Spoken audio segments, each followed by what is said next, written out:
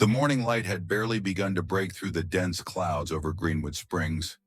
It was late November, the air crisp and heavy with the scent of damp asphalt. Along Broadway and Juniper, the town stirred to life. Delivery trucks hissed to a stop, neon signs flickered awake, and shopkeepers unlocked their doors with the weariness of another cold season ahead. But on a faded wooden bench near the old streetcar depot, one figure had been there long before dawn's first blush. Walter Claiborne sat in his usual spot, an aged man of 89 years, thin and slightly stooped beneath the weight of memory. A threadbare navy wool coat, too large across his bony shoulders, swallowed his frame.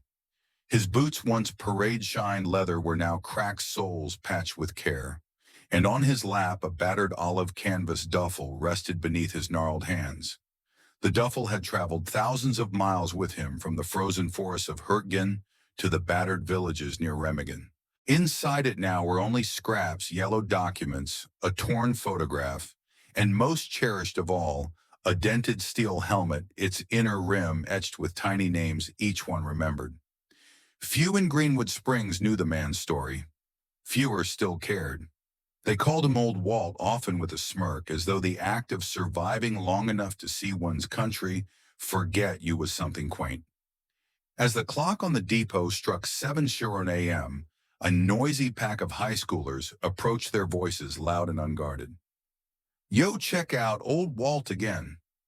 Same bench, same time, one of them, a tall boy with a bright red hoodie, laughed. "What's he even doing here?"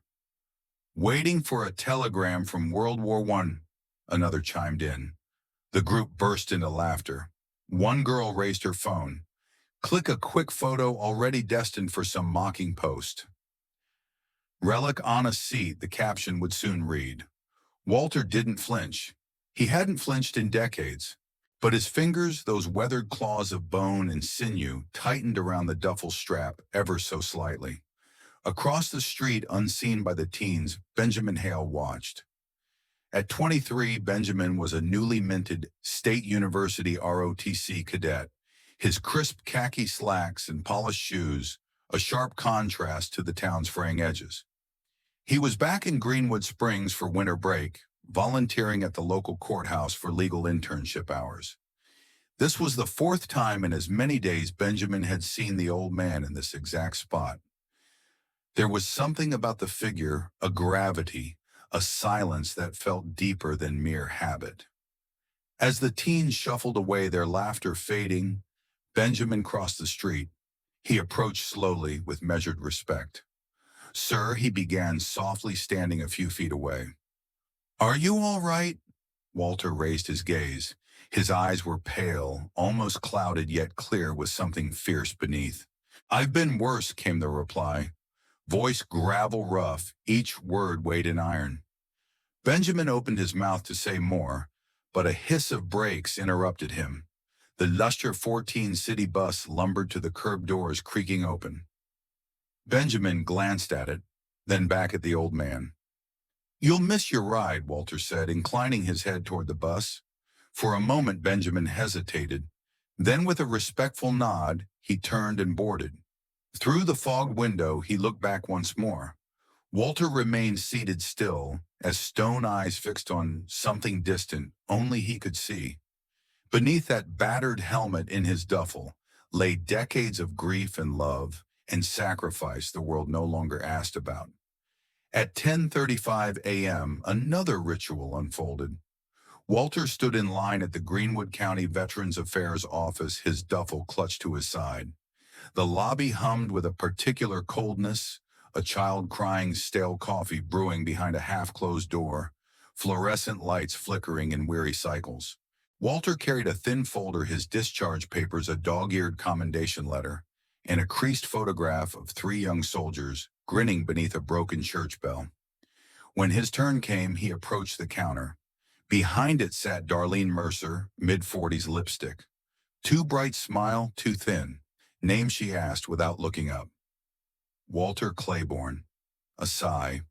Keys clacked lazily. Date of birth, May 9th, 1936. Click, click, backspace. What do you need today? Darlene's tone suggested she already regretted asking. Walter's voice remained steady.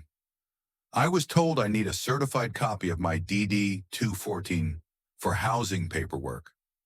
Now she looked up, eyes scanning his worn coat, his dirt-smudged boots, a faint curl of the lip.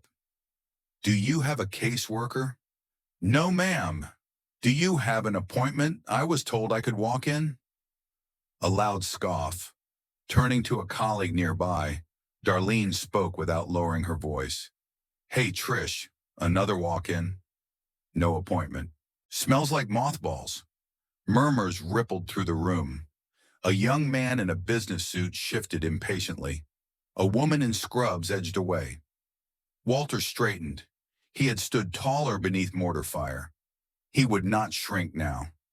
I served, he said calmly. I bled. That is my record. That is my name. Security, Darlene called, eyes gleaming with practiced cruelty. A young guard approached, nervous. Sir, I'm going to have to ask you to leave.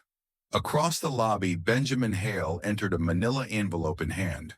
He froze at the sight Walter's surrounded shoulders, squared folder, pressed to his chest like a shield. Wait, Benjamin spoke, stepping forward. He's a veteran. What's going on, sir? Step back, the guard ordered. Walter's gaze met Benjamin's for a moment, a glance sharp as flint. Don't, Walter said, voice rough as rusted steel. They don't want to see.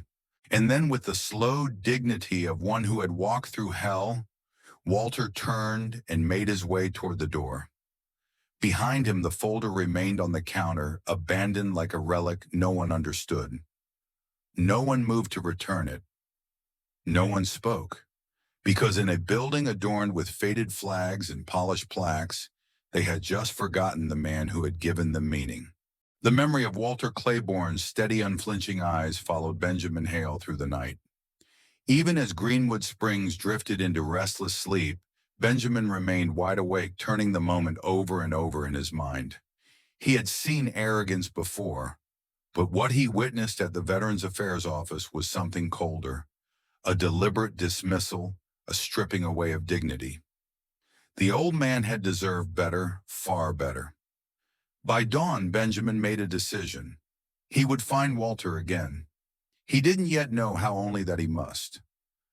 The next morning brought a brittle chill. The sidewalks shimmered with frost, the air sharp and unforgiving. The town bustled as usual. Coffee carts hissed horns. Blared conversations rose and fell with little care for the past. But down on Broadway at the old streetcar bench, Walter Claiborne was there once more. His duffel sat across his lap, his figure still as stone beneath the slowly rising sun. Benjamin approached quietly, coffee in hand. Good morning, sir, he said, voice tentative but respectful. Walter glanced up, recognition flickering faintly. You're persistent, he replied. Benjamin smiled softly. I guess I am. Before another word could be exchanged, a loud group of young men approached from down the street, 4 of them mid-20s dressed in casual business wear, ties loosened and collars open. One held a phone outstretched, filming as they walked. Yo, here we go again. The loudest among them called out. Old Walt's back at his post, another jeered. Man thinks he's guarding the town or something. Laughter erupted. One of them zoomed in with his phone. Carter Bench Sentinel appeared on the screen. Bet he doesn't even know what year it is, the first one said with a mocking grin. Hey, Walt, what war you fight in the Great Pumpkin War? The others laughed harder. Benjamin's jaw tightened.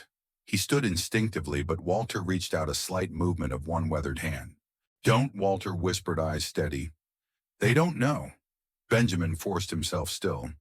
The laughter faded as the group wandered off, scrolling through their phones.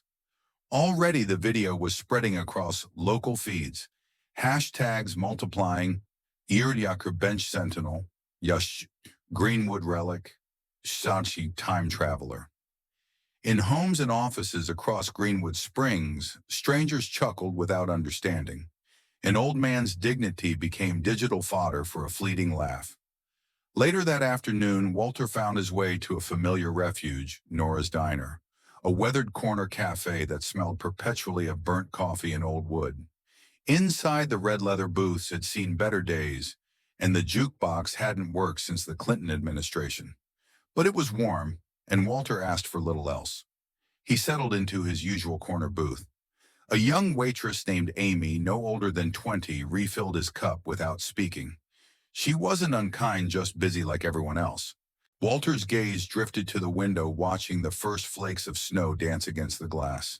His plate of scrambled eggs sat untouched, steam long faded. On the table beside him rested the duffel, and within it, the helmet.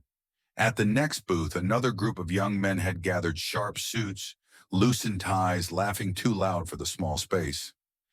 "Check this out," one of them snorted, turning his phone to the others. Old Walt made the trending page. The screen showed Walter on the bench, frozen in frame, beneath a bold hashtag. "Man, people will film anything," another sneered. "Bet he still tells folks he stormed Normandy with a beer helmet." They roared with laughter. One lean-back voice dripping with mockery. "Wonder what he fought the Battle of Bingo Night." More laughter. Amy glanced over, eyes flashing with disapproval, but said nothing. The rules were unspoken in this town. You kept your head down. Walter remained motionless, but beneath the table his hand curled slowly into a fist. Inside his mind, snow was falling again. Not in Greenwood Springs, but across a battered German village in 1945. He saw the smoke, the shattered church, the broken bodies laid upon stone floors.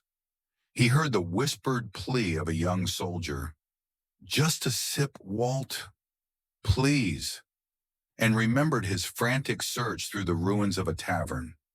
The helmet had carried more than beer that night. It had carried hope in sips when all else was lost. The images swirled raw and vivid. Then a voice pulled him back. "Just another old man," one of the young men muttered nearby. Walter blinked. The diner returned. The snow was gone. The walls closed in once more. Slowly he stood. His joints protested every motion, a small battle. He placed a worn $5 bill on the table, nodding once to Amy. "Thank you," he said softly. As he turned to leave, Benjamin stood just outside the window, coffee cup in hand, watching silently. Their eyes met through the glass. No words passed between them, only a look, one of quiet understanding. No medals, no applause. Just an old man's footsteps echoing across a town too busy to remember. But Benjamin remembered, and now more than ever, he was certain he had to learn the full truth. The world might have forgotten Walter Claiborne, but he would not. The pale light of Benjamin Hale's laptop flickered through the small hours of the night. Pages of digital archives, faded photographs, and declassified reports sprawled across his desk like a mosaic of forgotten truths. He had followed every lead, chased every thread, and finally it was there. Private First Class Walter Claiborne, Echo Company, 327th Glider Infantry Regiment. One grainy image struck hard as three young soldiers standing outside a bombed-out church, a steel helmet clutched in one gloved hand. The face, younger, eyes sharper but unmistakable, was Walter's. Benjamin leaned closer, heart pounding. One report detailed the battle, a desperate hold on the southern ridge near the village of Hohenzollern. Supplies depleted, no rations, no morphine. Unofficial medical support provided via repurposed church and improvised hydration methods. A note in faded handwriting confirmed it: beer carried in helmet, morale, and comfort aid to critically wounded. Benjamin whispered aloud, "That's it. That's the story." By dawn, his plan was set. The upcoming Greenwood Springs Veterans Assembly was meant to be a polished affair, local dignitaries, pre-approved speakers, the same empty tributes year after year. But this time he would make sure the truth was heard. He contacted every veteran he could find, spoke to the Historical Society, even called a retired Army general, known for attending the event. The reaction was always the same: surprise, then reverence. When Sunday arrived, Benjamin dressed with deliberate care. His ROTC uniform, freshly pressed, bore no medals, but his posture held quiet purpose. In one hand, he carried a folded copy of Walter's wartime record. In the other, a sealed envelope containing a scan of the photograph. And beneath his arm, wrapped in cloth, was the battered steel helmet Walter had finally entrusted to him. At 11:45 a.m., Walter stood outside the Grand Greenwood Civic Auditorium, dressed in his worn wool coat, the folded American flag tucked beneath one arm. He hadn't been invited, but Benjamin had told him firmly, "Please come. The town needs to hear this." As Walter approached the entrance, a sharply dressed woman blocked his path. Meredith Cole, the event coordinator, clipboard in hand, smiled tight as piano wire. "Excuse me, sir," she said curtly. "This is a reserved event. Only approved participants are permitted in the main hall." Walter regarded her with calm eyes. "I'm only here to watch." "Well, you'll need to stand in the overflow room, then," Meredith replied, already motioning toward a staff member. But before she could act, Benjamin's voice rang out from the entryway. "He's not going to the overflow." All heads turned. Benjamin strode forward, every step deliberate, his uniform gleaming beneath the auditorium lights. "He's not on the list," Meredith protested. "He's not on the list because the people who wrote it never asked who built it." Benjamin answered, gaze unwavering. He turned to Walter and extended a hand. "Sir, will you join me on stage?" Gasps rippled through the crowd. Whispers rose. A few scoffed, but many more watched in silence as Benjamin led Walter down the central aisle. The polished grandeur of the hall seemed to shrink as the old man with slow, measured steps approached the stage. Benjamin took the microphone. His voice carried steady and clear. "I know we were meant to hear from a guest colonel today," he began. "But if you'll allow me, I'd like to introduce someone this town has walked past for years without seeing." He lifted the aged photograph, projecting it onto the screen behind him. Walter's young face appeared beneath the shattered bell tower of the church. "This is Private First Class Walter Claiborne, Echo Company, 327th Glider Infantry. He held the line near Hohenzollern in one of the bloodiest winters of the war. Supplies gone, rations empty, morphine nowhere to be found." Benjamin unwrapped the helmet, holding it aloft. When his brothers were dying, when hope was running out, he filled this helmet with beer from a shattered tavern, carried it through mortar fire to a makeshift field church. He gave them one last comfort, one last taste of home. They called him a saint. The room fell utterly silent. Benjamin continued. "We called him a stranger. We dismissed him as an old man on a bench. But to those soldiers, he was hope in a steel vessel." A hush deeper than any reverence spread through the hall. Then a new figure rose from the front row, a four-star general in full-dress uniform. His voice trembled as he approached Walter, eyes glistening. "I was told this story as a boy," he said. "That helmet saved my father's life." He knelt before Walter. "Sir, I have waited 40 years to meet you." The crowd gasped. Veterans stood at attention. Reporters scrambled. The mayor, momentarily stunned, rose as well. A velvet-lined box was brought forward, a Bronze Star replica, a new certificate, and a plaque inscribed, "To the Saint of Hohenzollern, who carried hope when no one else could." But what captured every eye was the next moment the general took the helmet from Benjamin's hands, lifted it high. "This," he declared, voice resolute, "is no weapon, no tool of war. It is a vessel of mercy, a testament to courage." He returned the helmet to Walter with both hands, bowed his head, and stepped back. Walter looked down at it, fingers trembling. "Told you we'd come home," he whispered. Then he raised it ever so slightly, and the entire room rose with him. Applause thundered, wave upon wave. Veterans saluted. Young children watched with wide, awestruck eyes. And for the first time in decades, Walter Claiborne stood tall, not dismissed, not mocked, but honored as he had always deserved. 1 week after the thunderous applause in Greenwood Civic Auditorium, the winds of Greenwood Springs carried a different sound, softer, slower, reverent. A light snow dusted the cracked sidewalks as townspeople gathered near St. Mary's Chapel, the long-abandoned stone church at the edge of South Greenwood. Its broken windows had been repaired, its ivy-traced bell tower restored. A new brass bell gleamed atop it, a beacon in a neighborhood too long forgotten. And at the front of this small crowd stood Walter Claiborne. His wool coat was newly pressed, the folded American flag still tucked beneath one arm. At his side stood Benjamin Hale, now in dress uniform, holding a carefully wrapped bundle. The weeks following the assembly had been a whirlwind. The story of Walter's beer-filled helmet had spread across local and national news, the Saint of Hohenzollern, they called him. Veterans groups shared the tale online.